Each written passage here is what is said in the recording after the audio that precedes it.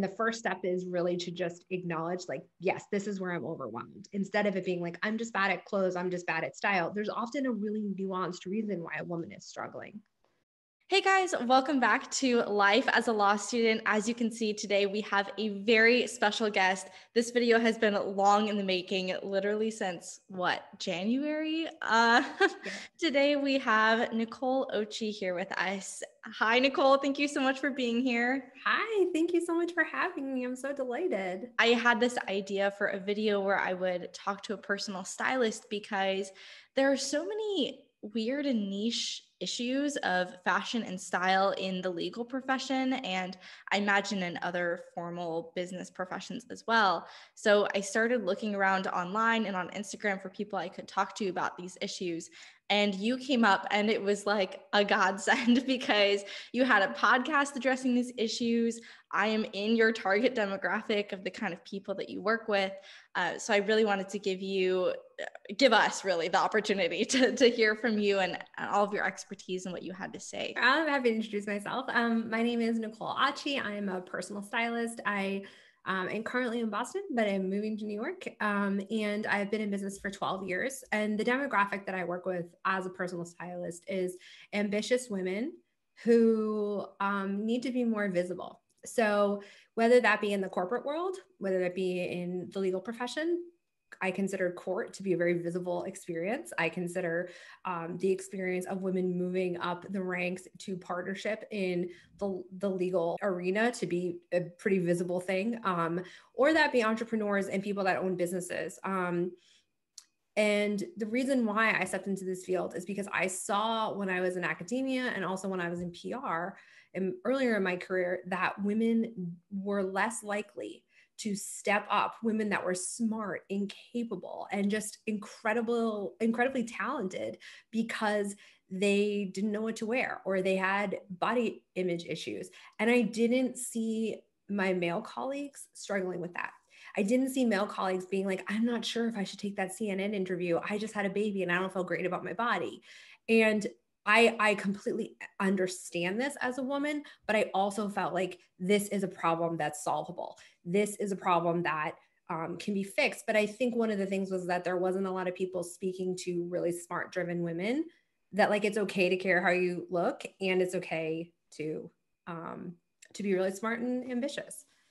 Yeah, something we talked about in the planning for this video was how do you find that balance between exercising your personal style, but also conforming to societal expectations of formality and business wear. So I'm really excited to dive into that today, but we kind of broke it down into 3 different topics. So just as by way of introduction, those topics are first, how to dress for your age so that you don't look too young for the job or conversely too old or older than you want to, how to balance style with formality, and also how to think creatively about the pieces in your wardrobe so that you can use them in more than one way. And these were kind of derived from your experience talking to a lot of clients in this kind of area and in law and in business, and my personal experience in the challenges that I've been facing, especially this semester as I'm working for the first time in a pretty significant way in a government law office. I think what's really important is that these are a lot of things that go unspoken in the styling industry and in fashion industry, is that women are often up late at night Googling, they're on Pinterest, and there's not a lot of places for women to go to talk about this. Even within my industry, not all stylists are comfortable talking about this. But if you're young, you don't want to go to your supervisor and say, or you look young. Usually you are young, but you look young and you are young. So both. You don't want to say like, well, how do I look older? Right. And you don't want to look old, and you don't want to like you're playing dress up. Right.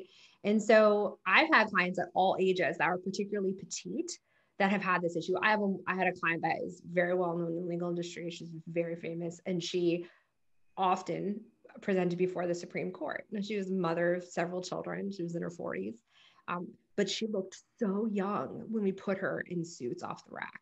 And so a lot of times this becomes an issue with petiteness, not just age. And so I think we're gonna talk about this more, but one of the things I really suggest is that you don't want to just grab things off the rack that are dark and really structured. in order to like fit in, because you're not going to fit in. It's going to take some tailoring and some softness sometimes to actually make you look like you have the authority. It's almost counterbalances what we would think. It's almost not intuitive.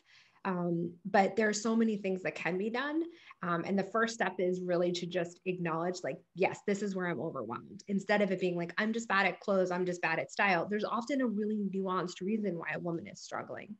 Yeah. And that's one thing that you point out in your podcast all the time, which we'll plug more specifically later, that I love listening to, by the way. I'm like obsessed with your podcast. And one thing that you talk about a lot is just kind of identifying like what that issue is that you're having, because it might be, like you mentioned, body confidence for one person, just the fact that somebody looks young for another. It could be body shape or the colors that you're using.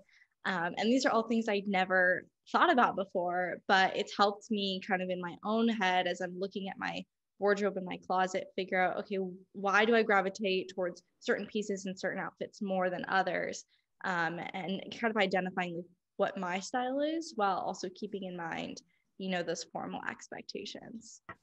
I think it's really important that women learn to like problem solve around style so that they don't make it an identity issue. Like they're just clothes. You have to take them off, right? Like there's so many things that are in some ways more connected to our identity, which I think is weird coming from me, probably people think, but they are just clothes. And it's only how you use them that makes them valuable to us, right? And so that's why I think so many women take it so personally, and I get it. I've made, plenty of mistakes myself, but it doesn't mean anything about you. And so that's why I try to talk about this as like, well, what is the target issue? Because if we can get some distance, then it doesn't become so personal. Yeah, that's awesome. Well, this seems like as good of a place as any to jump off into kind of the slides that we've prepared. So for those of you who didn't get the benefit of the behind the scenes planning for this video, I sent Nicole a couple of pieces and outfits from my wardrobe just to kind of serve as examples of the issues that I was having and seeing others like me have. And she went above and beyond and created these amazing slides to be able to visually pick out what she sees as a personal stylist and explain it to us. So I'm going to, in editing, superimpose some of these images that she created on top, and we're gonna kind of talk through them. So Nicole, the first one that we have here is the look older but not old. So can you walk us through what's going on here? Absolutely. So this particular outfit was a great base outfit. So the peplum jacket, it's not just like a boring suit. It had a little something to it. It really worked for your shape, but putting that pant with it kind of made it lack a little bit of like the excitement that it could. But what the biggest thing that we were talking about is trying to make you look a little bit older, but not old, is you want more structure. So peplum type jacket, if not, it's incredibly fitted, doesn't have like a ton of structure. So what we wanted was to add in the structure somewhere because it was a great piece. So my thinking on this was a pencil skirt, a really well-tailored pencil skirt, which is a great basic, something that goes with so much stuff.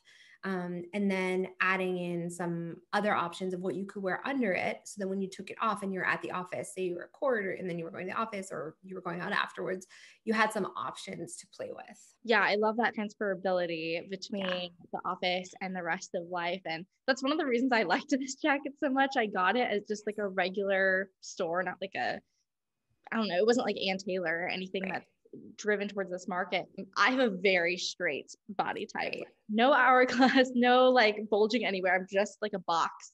So anything that can make it look like I have a defined waist, I love. And so I'm really excited to implement this into my, daily wardrobe and to try different outfits with it based on this advice. Now, if we didn't have something like a peplum jacket here, are there any other principles of look older but not old that people should keep in mind? Everything I added was basic, right? Like a black sheath dress. Everybody kind of needs that. That's not a big deal. A black pencil skirt, can wear it with a million things. A white top. I try to add color in one. So you see that cobalt blue, right? To sort of have a little bit of some personality. Now the straps are quite thin, so that assumes that you have something over it, right? Because it probably wouldn't be appropriate at work. And then accessories that were in mixed metals or in metals, because they tend to look more expensive. You're a law student, you're on a budget. Going with mixed metals or a metal accessory is going to last longer in terms of it not looking trendy or cheap with time. So there was that. I also think that one of the things to consider when you are trying to look older is sometimes wearing a suit that's like matchy can make you look not, it can make you look like you're playing dress up a little bit, like I mentioned earlier. So one thing to do is, if you want things to look good, but they're separates and they don't necessarily go together, is if you have the same two different separates in a suit, say like a blazer and a pant, they don't necessarily go together. You could do different textures in the same color. So if there's a little bit of texture in the jacket, but the pant was a basic black pant with nothing, it would look intentional without it. Like you could do a herringbone, you could do anything kind of mix and match. It makes it look a little bit more intentional. And the big thing is tailoring.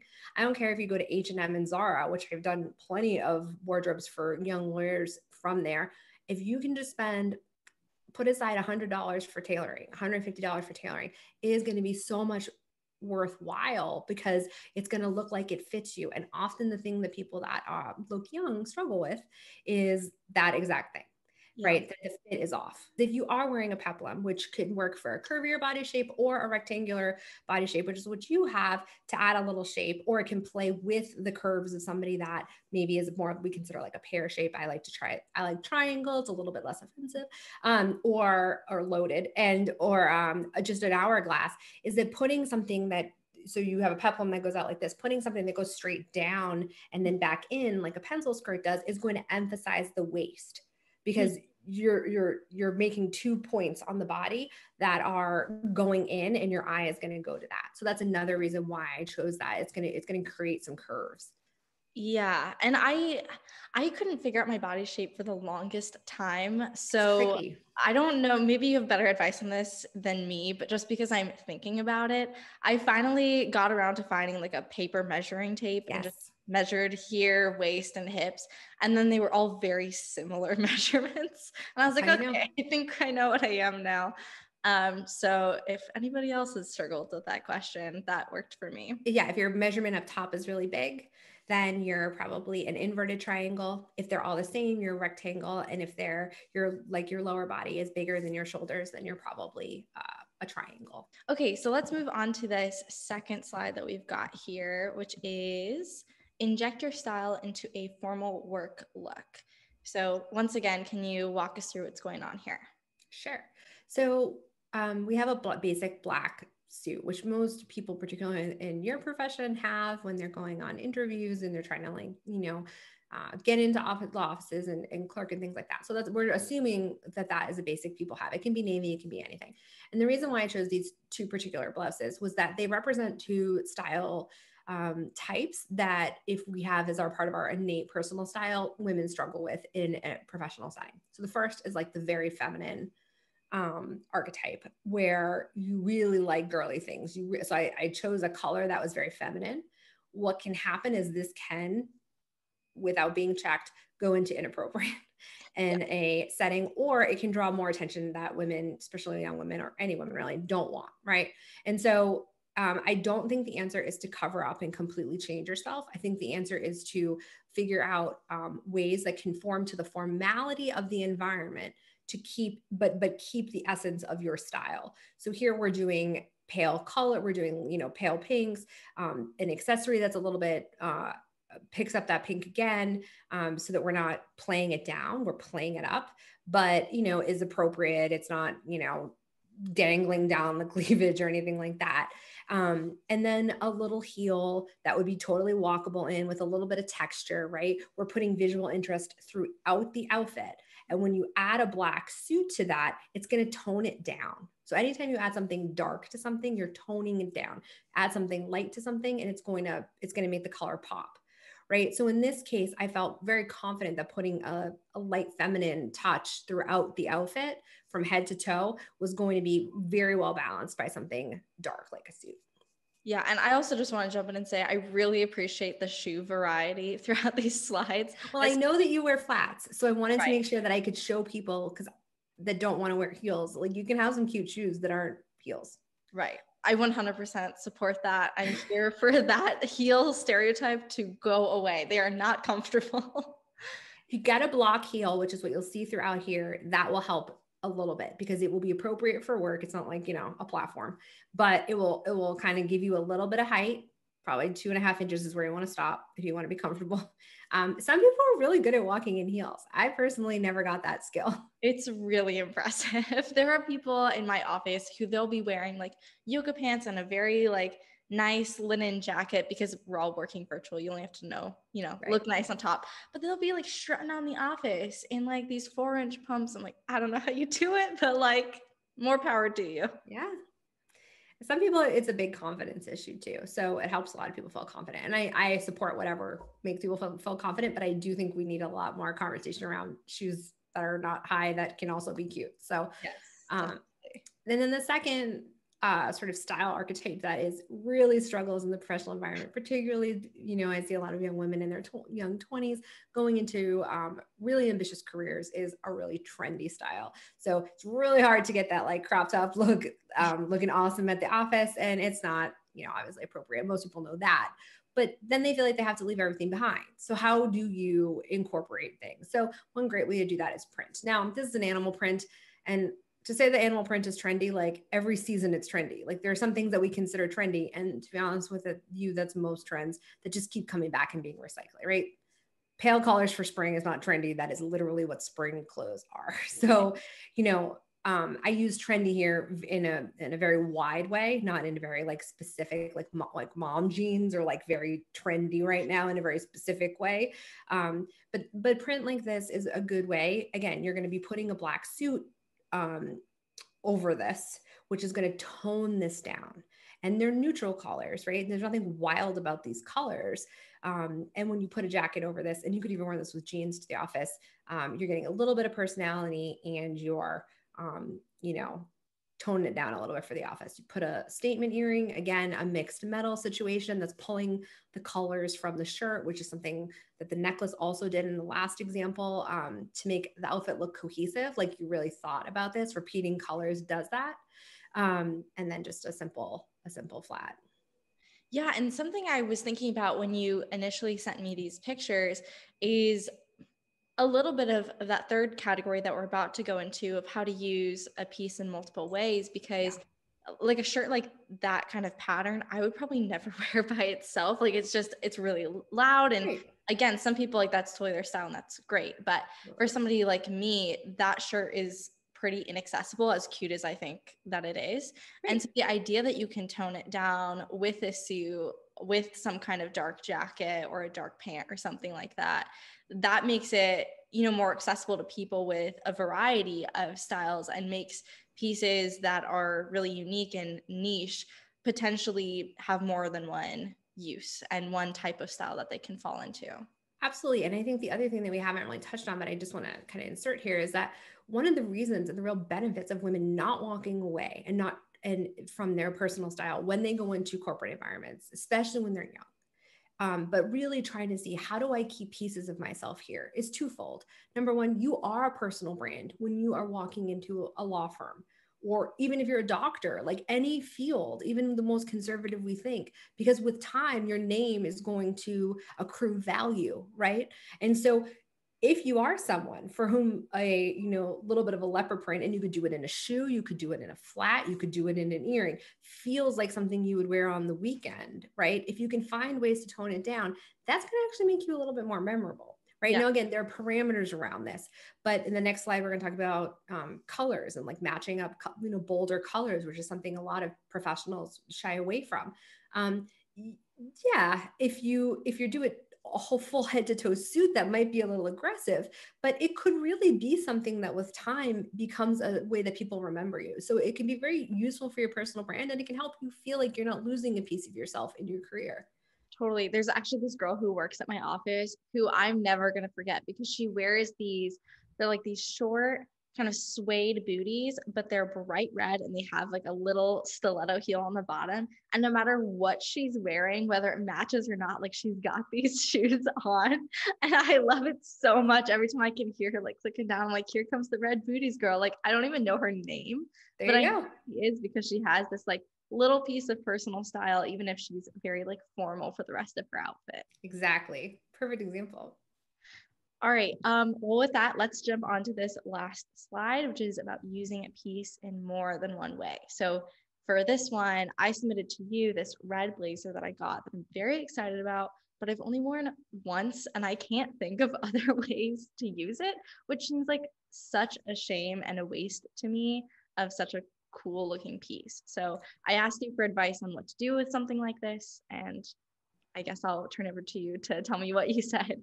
Sure. So the goal of this was to show that all of the pieces that I use in the former slides, maybe give or take one or two blouses, because I just couldn't fit them, would work like it was a capsule. By the way, everything on here, I think with the exception of your blazer, is or the clothes that you submitted are H&M or Zara. So and maybe some Ann Taylor Loft or Ann Taylor, I'm sorry, Ann Taylor Factory, not Loft. On purpose, because I wanted to show that all of these things, like nothing was over $100 at all. I would say most of it was in the like $50 to $70 range. So this could be an example of like a capsule wardrobe, and that red blazer would go with every single combination on here. I particularly like the red and the blue with the blue top with the red. That's probably a little bit wild for you, but one thing you can do when you do invest in a piece like this and you're super excited about it, there are 4 weeks in a month. Pick 4 outfits that you can wear 1 week that shows that piece. That is going to make you comfortable with it. It's going to create a situation where you have to sort of play with your closet and see what you can do.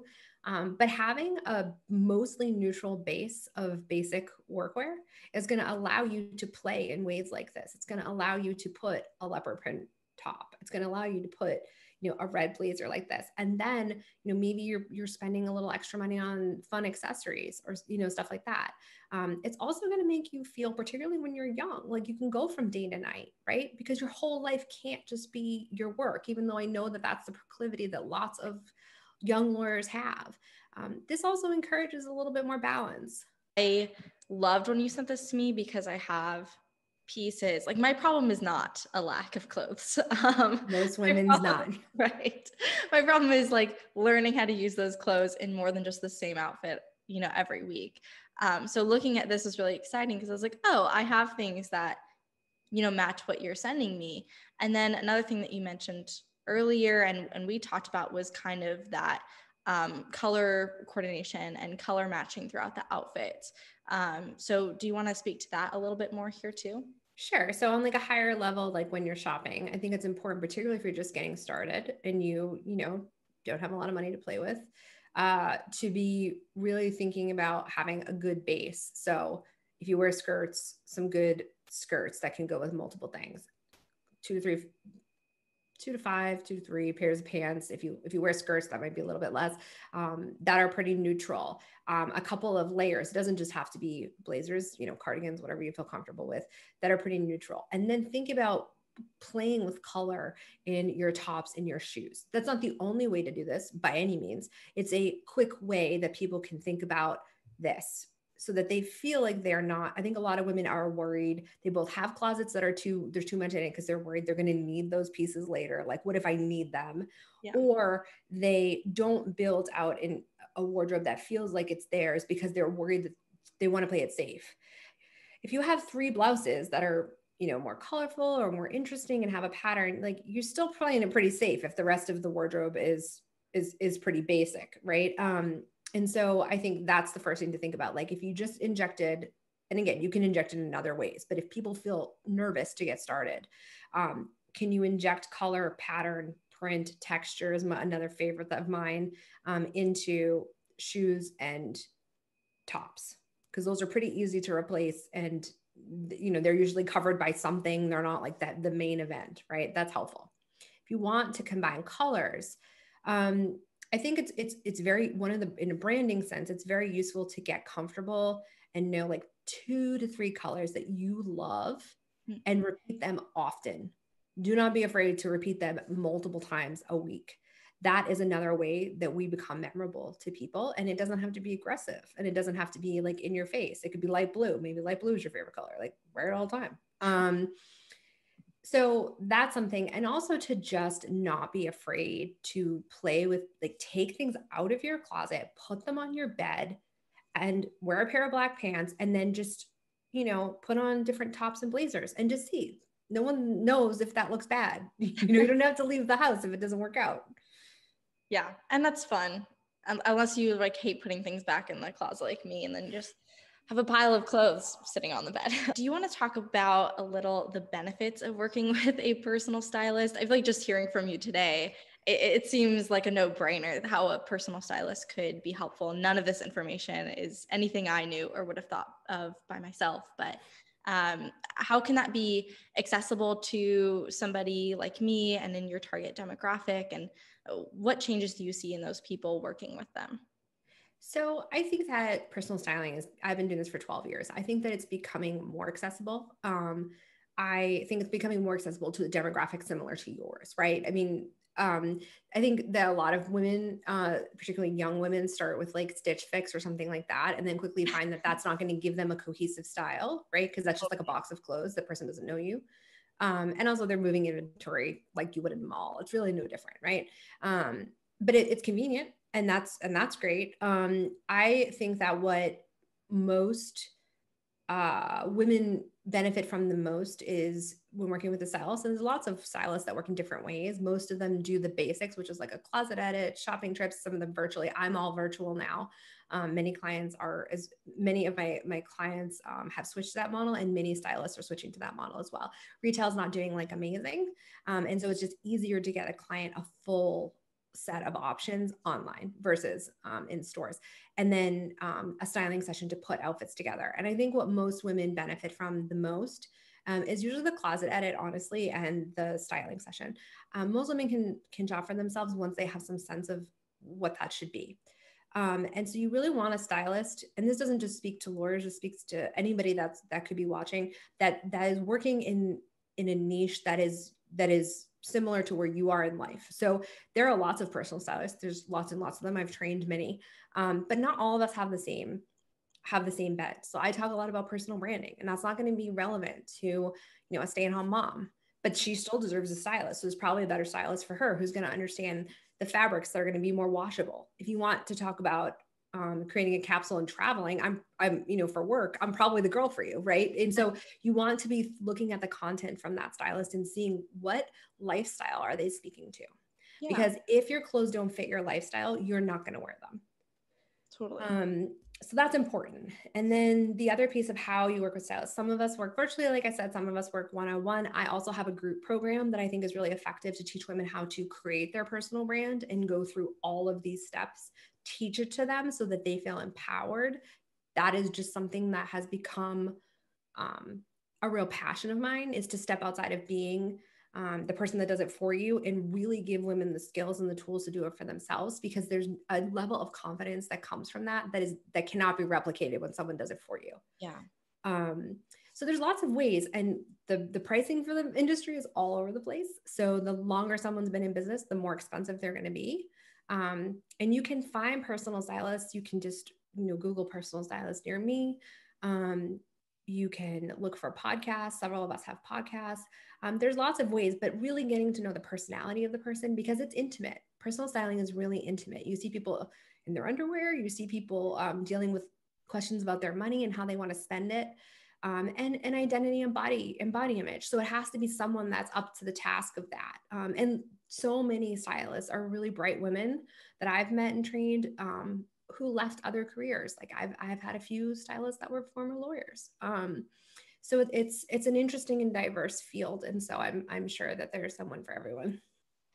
Well, I appreciate the general overview of the benefits, but I also definitely want to give you the opportunity to plug your specific business and what you do, because I think anyone who has the opportunity to work with you is going to reap so many benefits from it. Just our general conversations have already been so helpful to me. Again, I listen to your podcast all the time, and you make that free and available to anyone. So definitely guys, you got to check out this podcast. It's all going to be in the description below. But before we end, I want to make sure that you have the opportunity to talk about what you do now. What's that workshop like, and how can people get involved with it and contact you?